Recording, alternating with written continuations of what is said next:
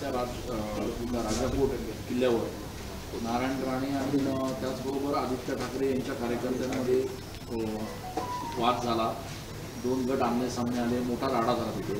अशा पद्धतीनं छत्रपती शिवाजी महाराज यांच्या पुतळ्याच्या परिसरात ही घटना दुर्दैवी वाटते का? काय नेमकी आपली भावना आहे संदर्भात? पहिलं म्हणजे तो पुतळा दुर्दैवानं हवेने पडला की कसा पडला, परंतु तो पुतळा पडणं ही अतिशय दुर्दैवी आणि केवळ मराठी माणसांनाच नाही तर जगामध्ये जे जे छत्रपतींवर प्रेम करतात त्यांच्या दृष्टीनं मनाला दुःख देणारी अशी ही गोष्ट आहे. आणि असं व्हायला नको होतं असं प्रत्येकालाच वाटतं. पण आता कोण त्याच्यावर जबाबदार काय आहे ते आता चौकशा चालत आहेत, बघू आता काय होईल ते. कोणी त्याच्यामध्ये हलगर्जीपणा केला ते सगळं हळूहळू बाहेर येईल. परंतु काल आणखीन जे काही झालं तिथे म्हणजे आदित्य ठाकरे आणि नारायणराव राणे यांच्या गटांमध्ये जे काही झालं थोडंफार टी व्हीला मी ते पाहिलं. मला असं वाटतं की सगळ्यांनाच छत्रपती प्रिय आहेत, सगळ्यांनाच त्याचं दुःख आहे आणि त्यामुळे जे आहे थोडंसं शांततेनं आपण सगळ्यांनी घेतलं पाहिजे.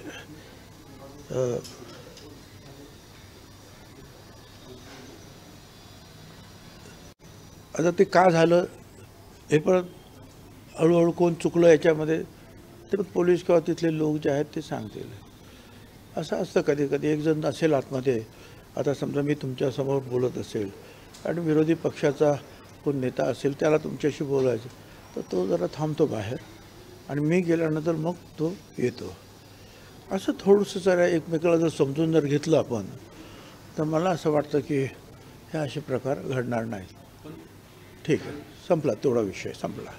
पण कालच्या राड्यानंतर नारायण राणे म्हटले की रात्रीतून घरात घुसून पुढे माझा विषय संपला. मी बोल त्याचे उत्तर दिलं तेवढंच आहे. साहेब, आज अजित पवार गटाकडून याच मुद्द्यावरून ठिकठिकाणी आंदोलन केलं जाणार. मी जर सांगितलं की शांततेनं सगळ्यांनी घेतलं पाहिजे.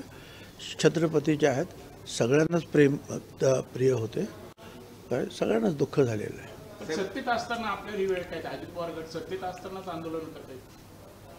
पण ठीक आहे ना, दुःख आहे त्याने ते जे आहेत दुःख व्यक्त करणार आहे ते. कुठेतरी आता ही जी तिसरी आघाडीची चर्चा सुरू आहे, अजित पवार गट देखील जाणार का अशा देखील चर्चा राजकीय होतात. हां, आता हे तुमच्याकडून आलेल्या बातम्या आहेत त्या कधी कधी आमच्या वाचनात येतात. काय ते आता तुम्ही सांगा की कुठे कसं जाणार आहेत काय, तर तुम्हाला जास्त माहिती आहे, आम्हाला काही माहिती नाही.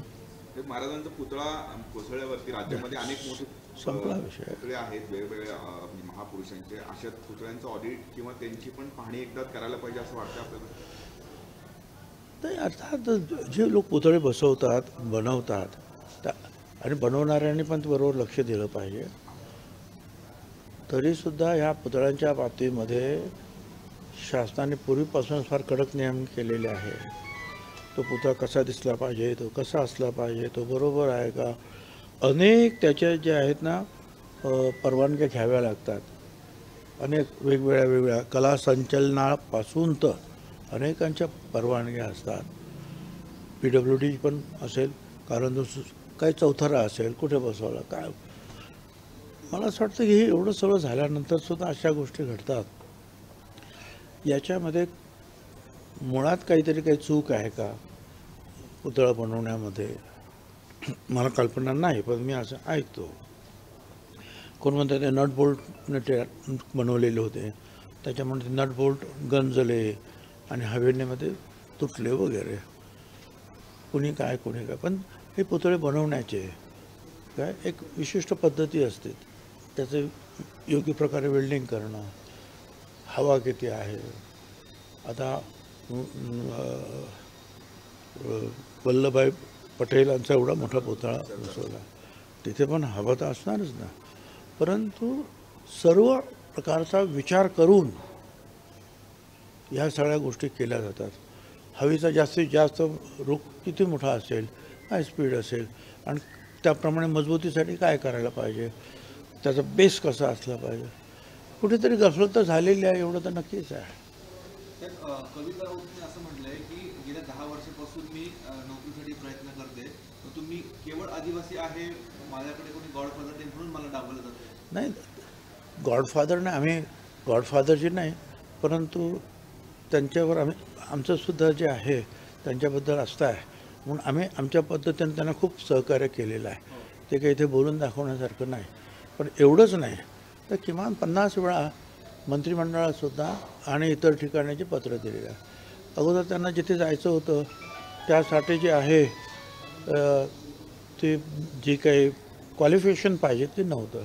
मग ते त्या क्वालिफिकेशन त्यांनी प्राप्त केलं हां, आणि नंतर त्यांनी परत हे केलं. परत आम्ही त्यांना सांगितलं, मी सारखं भांडत असतो.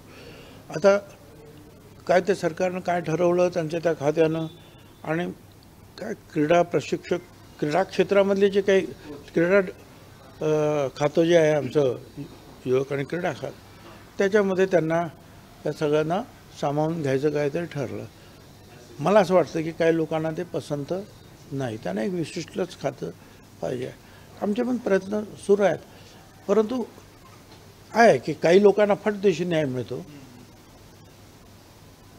अगदी ऑलिम्पिकहून आल्याबरोबर किंवा ते एखादं पदक जिंकून आल्याबरोबर मोठे फंडसुद्धा मिळतात आणि सगळंच काय मिळतं. आणि काही लोकांना हे असं रखडत आणि आम्हीसुद्धा लढत असतो. आता काय सांगायचं.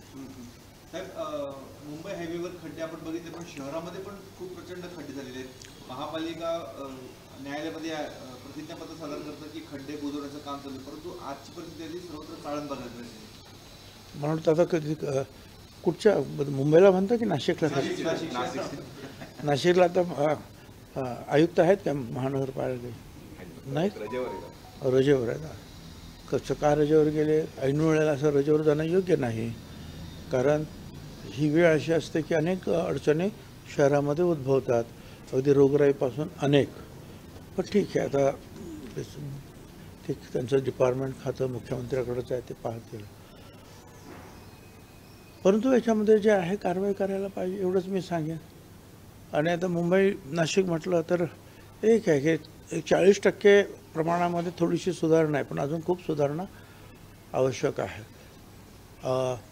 मुख्यमंत्र्यांनी भेट दिली, अजितदादांनी 1.5 तास मीटिंग घेतली, सर्व सेक्रेटरीज आणि सगळे कन्सर्न, सगळे नॅशनल हायवेचे होते, आपल्या PWDचे होते, सेक्रेटरीज होते, सगळे लोक होते. आणि मी तिथे होतो स्वतः. भुसे साहेब पण जे आहे ना ऑनलाईन होते. आणि अनेक ठिकाणी जे आहे डायव्हर्शन जिथे डायव्हर्शन होतं त्या ठिकाणी जे नेमकं तो रस्ता आणि पुढचा रस्ता याच्यामध्ये 4 इंच 5 इंच 6 इंच एवढा खाली वरतो. त्याच्यामुळे मोठ्या ज्या गाड्या आहेत त्या अतिशय हळूच तिथून जाणार, आणि ते स्वाभाविक आहे.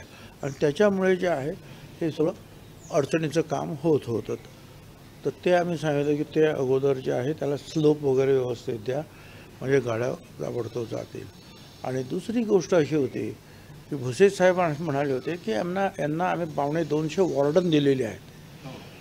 त्यावेळेला मी म्हटलं वॉर्डन दिसत नाहीत, वॉर्डन कुणाकडे आहेत?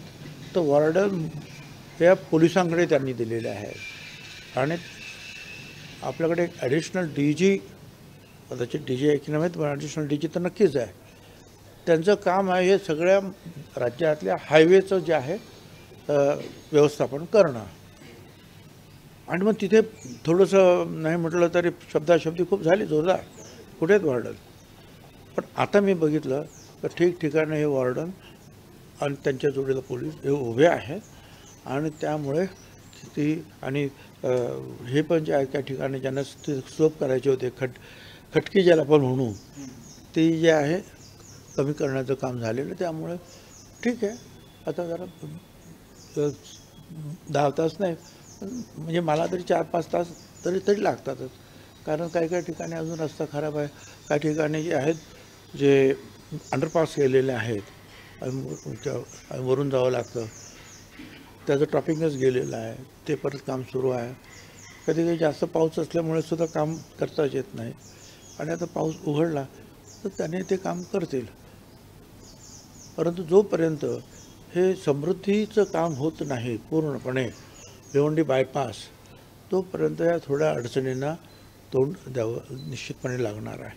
साहेब, प्रकाश आंबेडकरांनी खुली ऑफर दिली तुम्हाला की त्यांच्या पक्षाने त्यांना न्याय मिळत नाही, ओबीसी लढ्यासाठी आमच्यासोबत यावं असं म्हटलं. मी त्याच्यावर उत्तर दिलेलं आहे. मी त्यांना शुभेच्छा दिलेल्या आहेत.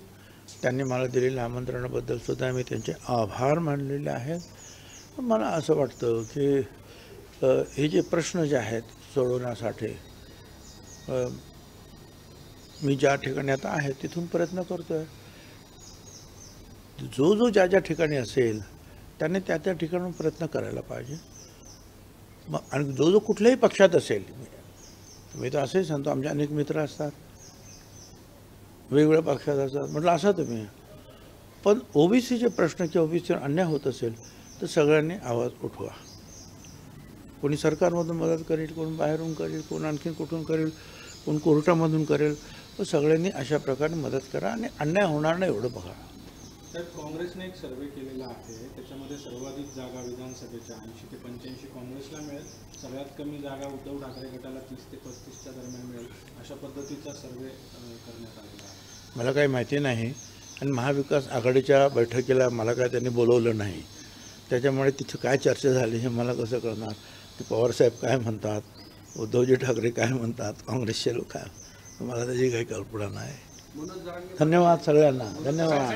मनोज जरांगे पाटील यांचे आज आंदोलनाला 1 वर्ष पूर्ण होत आहे. घ्या साहेब, आता आपलं जे आंदोलन त्याबद्दल